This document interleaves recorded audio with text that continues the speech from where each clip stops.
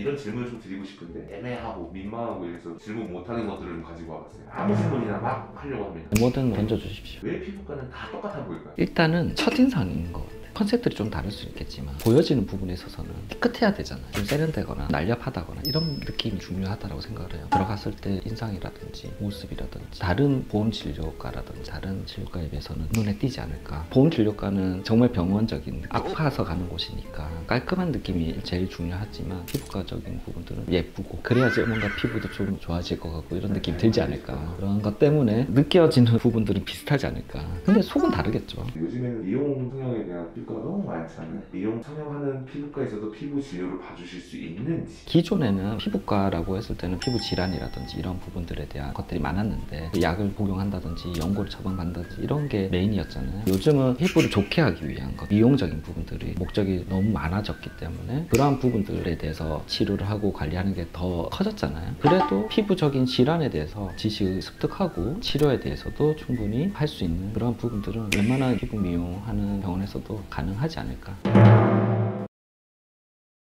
유튜브를 보다가 일본 사람이 당일치기로 한국으로 와요. 아침 9시에 도착을 해서 피부과 가고 성형외과 가고 떡볶이 먹고 뭐하고 하고 당일치기로 바로 일본을 갑니다. 그걸 보고 나서 원장님 좀 어떻게 생각하시는지. 시술적인 부분들에 있어서 기술적인 부분들은 다른 나라에 비해서는 훨씬 뛰어나고 능숙하고 잘하고 좋다라고 생각을 하고요.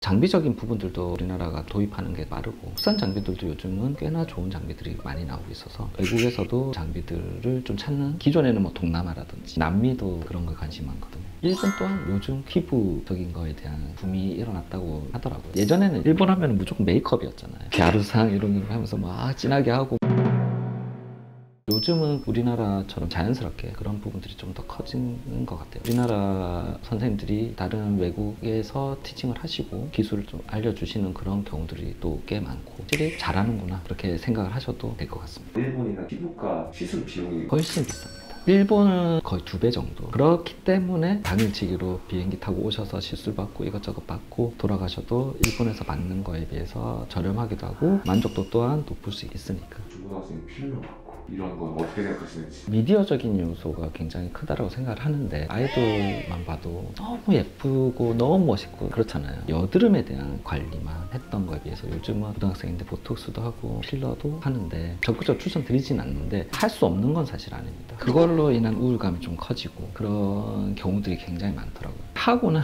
이후에 나중에 딱 봤을 때는 표정이 좀 달라져요. 성장기인 아이들인데 외형적으로 안 좋지 않아요? 추천드리지는 않는데 하더라도 뭐 턱끝이 좀 그렇다든지 부분적인 그런 걸 좀 해드리려고 하고 있고. 중학생 정도는 하진 않죠. 부모님 동의 받아요. 아, 당연하죠.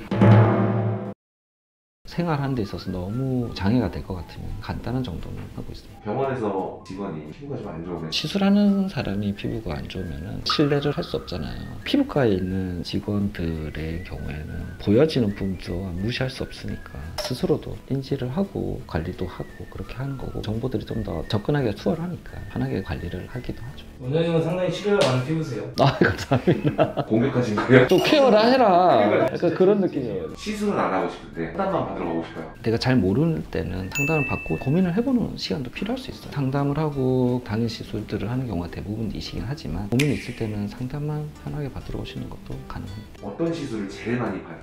당연히 보톡스죠. 2, 3번을 뽑으라고 하면은 스킨 부스터나 리프팅 레이저, 결, 윤곽 너무 중요하게 보고 있어서 그런 것들이 많은 것 같아요. 시술을 받으면 노화가 좀 느려지나요? 당연하지 않을까요? 기존에는 콜라겐을 만들도록 유도해주는 레이저, 주사 시술 이런 것들이 있었지만 이제는 콜라겐을 아예 넣어주기도 하는 시대인데 노화가 진행이 되었다는 얘기는 콜라겐이라든지 피부 속에 있던 조직들이 제 역할을 못하는 기능이 떨어지는 그런 부분들인데 그런 부분들을 보충을 해준다, 진행되는 거를 억제를 해줄 수 있겠죠. 예전에는 어리게 해주세요 이런 거였잖아요. 근데 요즘은 천천히 나이가 들어가도록 해달라는 경우들이 대부분 있어요. 고민해봐야 될 게 이전에는 우리가 자연스럽게 나이에 들어가는 게 당연하지 왜 어려 보이게 하려고 하느냐라고 하는데 이제는 고민해봐야 될 문제가 아닐까. 그렇다고 해서 어색한 건 아니거든요. 조금은 속도를 늦춰도 괜찮지 않을까. 원장님이 진료 보시면서 질문 되게 황당하고 생각지 못했던 질문인데 환자분이 이렇게 질문하고 혹시 사례가 있을까요? 울세라를 하는데 여성분들이 살이 없으니까 꺼지기 싫잖아요. 황당했던 경우는 꺼지게 해달라고. 여기가 좀 꺼졌으면 좋겠다. 살이 많아서 꺼지게 해달라는 게 아니라 살이 없는데도 나는 꺼지게 해달라고. 우리가 부작용이라고 생각했던 부분들을 나는 더 원하는